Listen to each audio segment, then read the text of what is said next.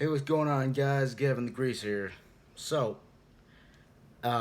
somebody has sent me a video request on my record collection, and I own quite a lot of records, so I'm not going to do all of them in one video because I wouldn't be able to take, my phone wouldn't be able to take that much.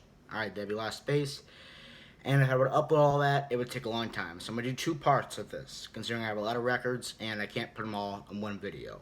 Do you dig? So this is going to be my record collection, rock and roll slash country slash blues, if you will. Alright, because the artists I do have in here are mainly rock and roll, but some do play blues and some do play country. So, you know, it's a little bit of a mixture of both. And my hair, that one piece back there, I see is not, it's every time my hair, man. Yeah. Alright, let's get into this, you dig? Alright, so, let's start off. This was one of my very first records I ever bought that was rock and roll. When I got into the greaser style, I kind of, well, this was obviously a classic artist that from the 50s, that has went for the 50s, 60s, and 70s, and kind of started off in the late 40s as well. And that is the Elvis Presley Golden Record, which I bought from Walmart specifically for, I think, $18, so not that bad. So, this was one of my very first records I ever got when I started getting into the subculture, was this Elvis record. At the time, I didn't know much. I didn't really know much at all about this stuff, but, you know, I didn't really listen to Elvis that much when I was little either, but I did listen to the Beatles when I was little, and that was about really the only old school thing I listened to when I was little. But, you know, as years went on, I got into more of the old school rock and roll artists, and Elvis Presley was one of them I got into. I'm not a huge fan of Elvis Presley. He's not my idol. He's not, you know, that big thing. But he did have good songs. I can give you that. Alright? And where good is I would say 50s mainly, and about early 60s. Some, like, I have like two songs I like that are 70s by Elvis, but other than that, that's really about it.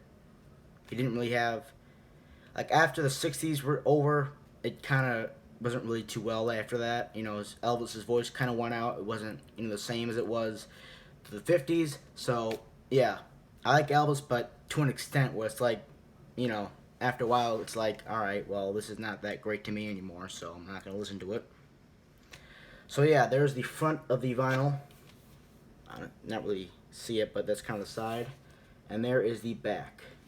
It gives, it's kind of like a newspaper. It talks about Elvis and, you know, where this vinyl was made. It tells you that. It tells you the songs that are on it, side 1 and side 2. You flip the sides to pick your song you want to hear. If you want to hear the whole thing, you just flip the side and let it go.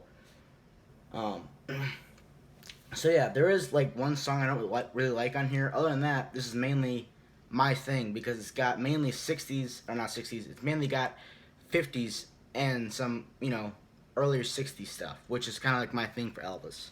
That's the main part of his stuff I like, mainly. So, yeah, one of my very first records was this one, for the rock and roll scene. For the greaser subculture is one of my first records I ever got and bought for $18 only, which is pretty good. These are not all going to be in order, by the way, so be aware. Next record I have here is country slash, well, I guess he had some rock and roll songs, but mainly country. The Essential Johnny Cash. So, I do like Johnny Cash. I do like a lot of his songs. Most of his songs I like a lot. You know, and yeah, country was definitely, especially in the 50s, country was, you know, new. Just like how rock and roll was kind of new. You know, it wasn't a common thing to do that, which is why us greasers, we fucking rebel and we don't care. We do what we want, when we want, no matter what anybody else says. And if anybody doesn't like that, well, that's kind of tough shit. I can't really put it to you any other way. You dig? So yeah. So the Essential Johnny Cash is definitely one of my favorite records. I wouldn't really say it's one of my favorites, but it's definitely a good record. It's got two records in there. So side A, B, C, and D. C and D is the second record, and side A and B are the first record, just on two sides, obviously. So yeah, there's the front. It just says Johnny Cash and it says the essential Johnny Cash on it. I don't really know how well you can see the side. If you can, well, there it is. And you got the back. A whole lot of songs. Some are live on here, some aren't. It's mainly just, you know, songs he wrote in studio and put them out. There are some live stuff more on side D and side C, so there's that. And for those of you wondering, I'm not going to take out the records because that would just take too long to do. If not, I would obviously probably do it, but it's going to take too long to do all that. Next up, we have one of my favorite records that I have in my collection for rock and roll, and that is the Buddy Holly Greatest Hits. So, when I first heard Buddy Holly, the first song I ever heard by Buddy Holly was Rave On, and I instantly liked it. You know, kind of gave me that rock and roll feeling like Elvis Presley's did, so that's why I kind of grew into Buddy Holly a lot as well. And, you know, him and the Crickets, man, really great stuff on here, man, let me tell you. Almost every song on this vinyl is good. I'm not even kidding. Almost every song on here is good. Like, I think I like a lot of, you know, it kind of depends on who the artist is. For me to actually like the slow songs, like Elvis, I think had great slow songs, like Heartbreak Hotel. Buddy Holly, another one who had great slow songs, I would say, at least in my opinion. You know, I don't know if anybody else can think that, but at least in my opinion, I like Buddy Holly's slow songs and rock and roll songs. So yeah, there is the front of the vinyl. I paid only $15 for this one, so about the same price as the Elvis, but just $2 off. Or $3 off, my bad. So yeah, there's the back. It's kind of like the layout of the Elvis one. Most records that I have here are like that, but yeah. So, yeah, there's my Buddy Holly record. I only own one Buddy Holly record. I don't know if I'm going to get two or not, or if I'm just going to stick with one. I honestly don't know. And this is one of my, this one right here is one of my newer records I recently got in for the rock and roll. And I did not own a record by him yet, so I figured it was time to buy one. And that is Richie Valens, and it's just called Richie Valens, so it's pretty much just called his name. So, yeah. Richie Valens, I think, has a really great voice, in my opinion. I like his voice a lot. What caught my attention of Richie Valens was, you know, I seen Buddy Holly, he had a Fender Strat, and I seen Richie Valens, he was using Fender Strat. I'm like, well, you know, it kind of connected together like that. And I started listening to Richie Valens, and I kind of started to get into him a little bit. So, yeah. And this record specifically, I wasn't looking for any other Richie Valens record, just this one specifically. My favorite Richie Valens song off of here would probably be Donna or Come On Let's Go, or so one song. Yeah, just probably those two. One of my favorites off this vinyl, and they're both on side one too, so which makes it even better. Donna's like right after Come On Let's Go, so I don't have to really wait or switch anything, which is good. Next we have Chuck Berry. This one's got a lot of songs on it. It's overall a great record in my opinion, but there are two songs I'd rather have be on here than some of the other ones that are on here. And it is I would rather have No Particular Place to Go on here, and You Never Can Tell would be great on here as well. If those two songs were on here, that'd make this record overall good. Alright, but the fact that those two songs are on here kind of sucks, but overall the songs that are on here are good. So, there's the front of the record, and there's the back of the record. On the side.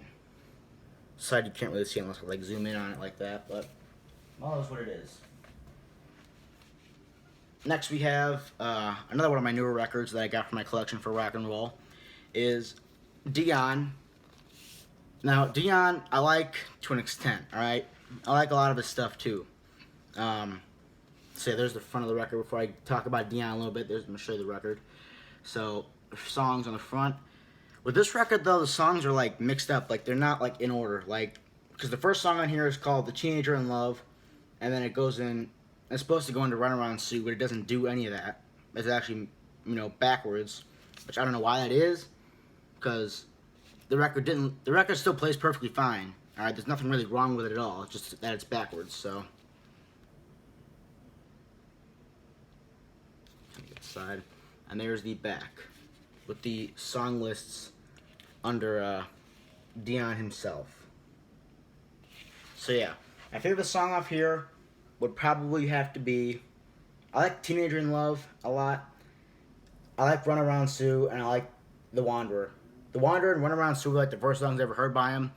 I still very much like him to this day. They're still one of my favorite songs by Dion that he ever had, and I just like it, my opinion.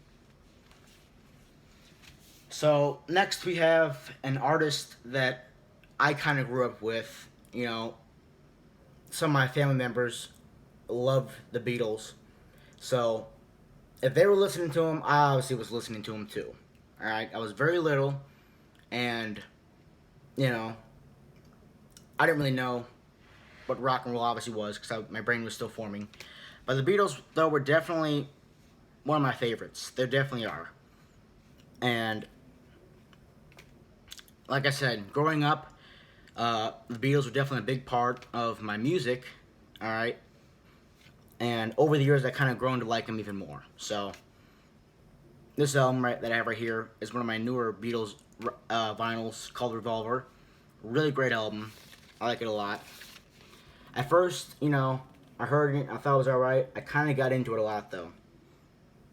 So there's the front. Just pictures of John, Paul, George, and Ringo. For those of you wondering who those are, in case you don't know, there's Paul. There's John. There's Ringo. And there's George Harrison, who recently died 2 days ago. Not recently, but like his death anniversary came up, so yeah. A lot of great songs in here, though. Some slow ones, obviously, but most are rock and roll. It's definitely different than anything like Elvis. The Beatles came around kind of like in the late '60s, early '60s, so it's definitely a lot different than Elvis. Elvis was still around in the '60s, but the Beatles came in. They kind of made the rock and roll sound a little bit different. So there's that. And next we have another Beatles vinyl. The classical, iconic, for those of you who like the Beatles, that is the One album. Just says number 1 right there. And this is like a greatest hits album, so, the Beatles that had hits, the songs that were hits from the Beatles, are going to be on here, on this vinyl. They're very thick vinyls. It's not like a classical thin vinyl. It's very thick, and it's definitely got a lot of songs on it. 4 vinyls full of a lot of great Beatles songs.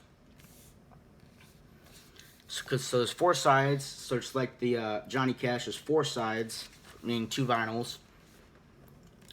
So yeah, this is a re-release version, not the original version. This came out in 2018.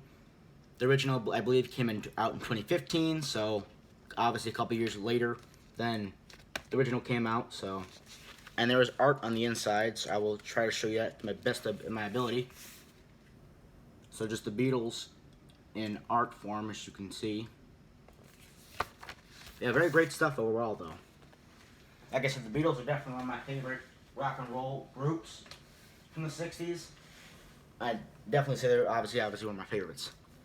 I don't have all the record people I'd like to get on record, but I know more people I'd like to get is the Doors. I never heard a Doors song in my life until actually the other day. And ever since then, it kind of started to grow on me. I'm not going to lie. Roadhouse Blues is currently my favorite song by the Doors. The current song I'm listening to currently. Great song. It's one of the more classical Doors songs, but I still like it a lot. Still gives off that retro vibe to me.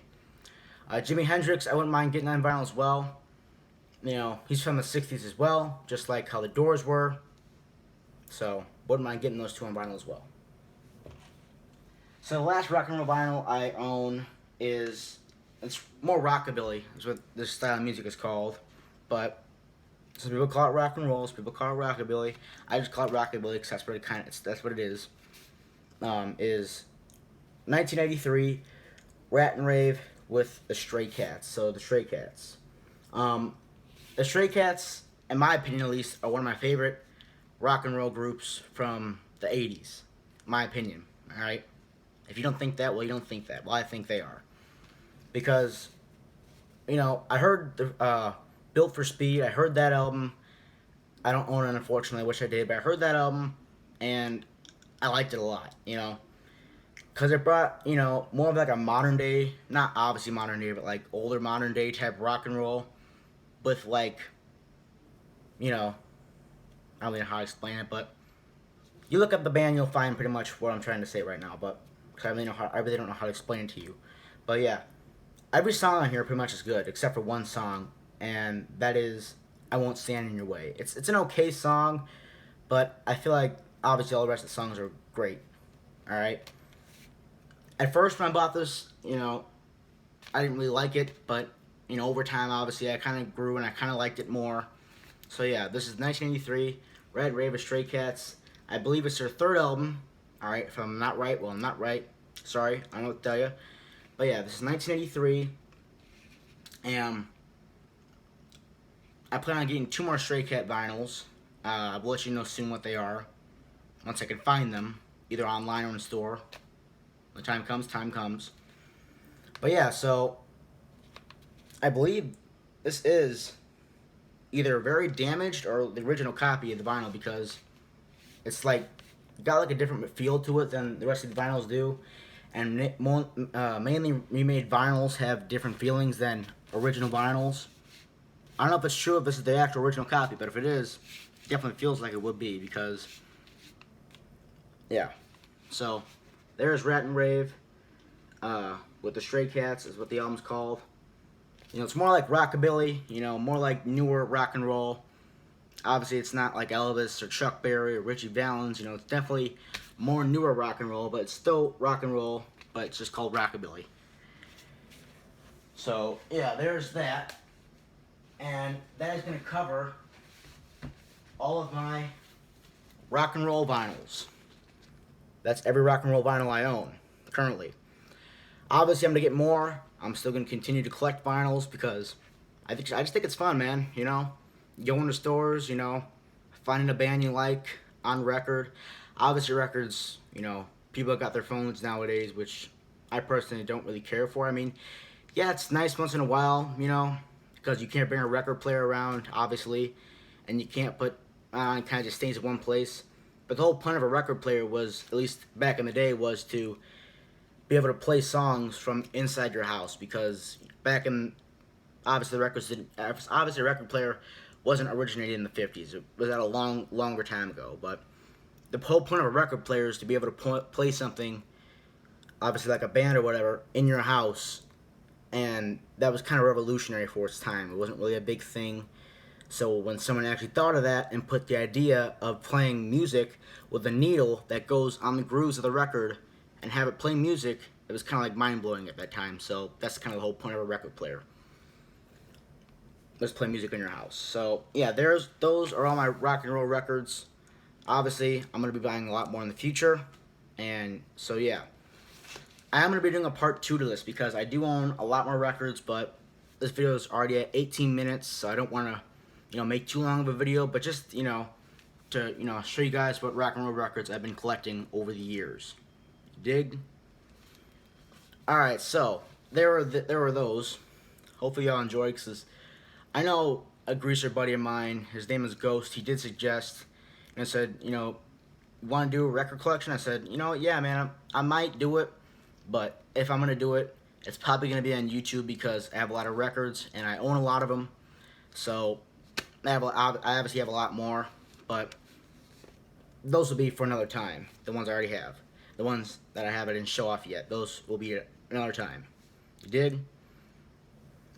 Stay cool, cats and kittens. Gavin the Greaser's out.